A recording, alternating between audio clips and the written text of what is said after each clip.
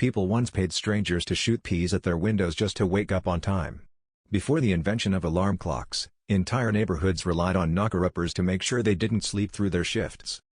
Armed with long sticks or peashooters, these early morning human alarms would roam the streets in the dark, tapping on bedroom glass or firing dried peas at panes until the sleepy workers stirred. Some even used rubber mallets for extra stubborn sleepers. This job became so essential during the Industrial Revolution that knocker-uppers were a common sight in British towns and cities. Factory schedules were strict, and missing a shift could mean losing your job, so people trusted these night owls to keep them employed. Amazingly, knocker-uppers sometimes relied on their own partners to wake them up, since they had to start so early.